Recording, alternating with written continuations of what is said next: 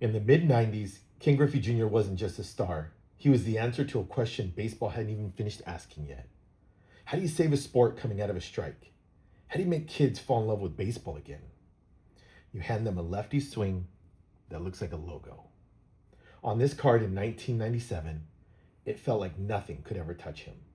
Injuries were for other players. Careers faded for other guys. For King Griffey Jr., plan was simple. Play forever, hit everything, and walk straight into every record book we ever had. This is 1997 Topps, number 300, Ken Griffey Jr. And this is the moment in time when greatness felt permanent, before the injuries. To understand this card, you have to drop yourself right into 1997. Baseball is still shaking off the dust from the 1994 strike. Home run chases are starting to bring people back. But if you're a kid in the 90s, your favorite player isn't a first baseman in his 30s. It's the guy in Seattle with a backwards cap, a perfect swing, and a smile that looks like it's already seen the Hall of Fame. King Griffey Jr. is the kid. The face of video games, commercials, posters on bedroom walls, the cool answer when somebody asks, "Who's your favorite player?" By the time this 1997 Topps card comes out, Griffey is not a breakout story anymore. He's already an MVP candidate, a Gold Glove regular, a centerpiece for those teal jersey Mariner teams that feel bigger than their win-loss record. And that's the key to this card. It doesn't introduce King Griffey Jr. It assumes you already know he's great, and that he'll be like this for a long, long time. Look at the front of this card the way a kid would in 1997. You see Mariners gray road uniform, the swooping follow-through, the ball already screaming somewhere into the Kingdome seats. There's no drama in his swing, no desperation, no last chance energy. It's relaxed, balanced, like he's done this 1,000 times, and he will do it a couple thousand more. The Topps design puts him dead center. No action blur, no weird angle, as if even the photographer knew, hey, just capture the swing. The rest will take care of itself. Turn it over, and you're looking at a career that only goes up. Batting average floating over 300, home runs climbing towards 50, RBIs, runs, walks, every column a reminder that we're not talking about a one-dimensional slugger. If you're reading this card in 1997, you don't see a question mark anywhere on this card. You see a checklist.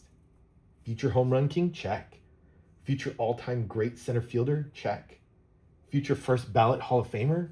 Check. The idea that any of this might be interrupted doesn't live on this piece of cardboard. That feeling assumes permanence. And that's the entire story of this card. In the years leading up to 1997, Griffey is stacking seasons that feel like video game numbers. You're watching 40-plus homers, Gold Glove catches over the walls, all-star games where he's just not just in the game, but running away with the home run derby. For kids and even for adults, Griffey doesn't feel like an athlete with a career timeline. He feels like a setting in baseball. There's the mound, there's the bases, and there's King Griffey Jr. right in center field. You don't factor in injuries. You don't think about trades or aging curves or soft tissue anything. You just assume that this swing, this smile, this highlight reel is going to be there for 15 more years. That's what this 1997 Topps, number 300, is really capturing. Not just a player, not just a pose, but a belief. Some careers are just meant to go right. But this is history through cards. And the whole point is that we know what cardboard doesn't know.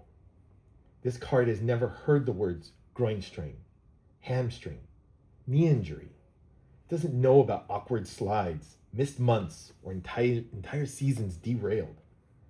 It doesn't know that one day, King Griffey Jr. will leave Seattle for Cincinnati, and that move, plus a cascade of injuries, will turn quote unquote, he'll chase every record into what could he have done if his body had held up.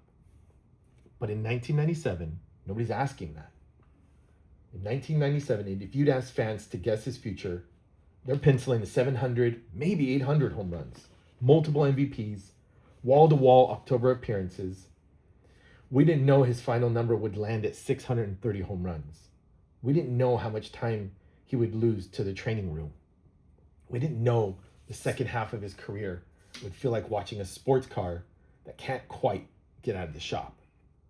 This card lives in the version of this story where none of that happens. It's tempting to make the card a pure what if. What if he stayed healthy? What if he never left Seattle? What if every season looked like the mid-90s?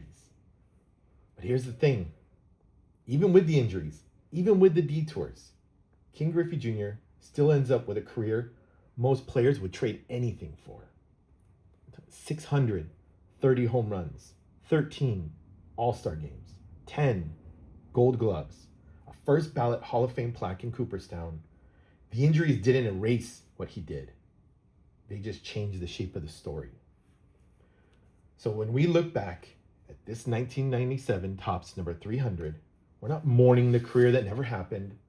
We're looking at the version of story where everyone thought the ride would never slow down. And we're adding that knowledge back in. That's what makes an ordinary card like this quietly powerful. History Through Cards isn't about rookie hype or record-setting cardboard. It's about moments like this one, where the card and the future are telling two stories. For Bo Jackson, it was the card before everything changed.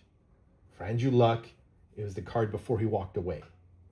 And for King Griffey Jr., this card is from a time when greatness felt like it lasted forever, before the injuries. If you've got a 1997 Topps Griffey hiding in a binder or a box somewhere, take it out. Take another look at it. You're not just looking at a star player in his prime. You're holding a snapshot of the moment when we all assumed this version of King Griffey Jr. would just keep going. If you've enjoyed this episode of History Through Cards, hit like, drop a comment, tell me your favorite King Griffey Jr. memory, and check out the other episodes in the series. And if you want to see some of these cards featured in the History Through Cards section, I've got a lot of them and a whole lot more in our Monterey Sports Card eBay store. Link is down below in the description. Thank you all so much for watching. Appreciate all the support, and I'll see you in the next episode.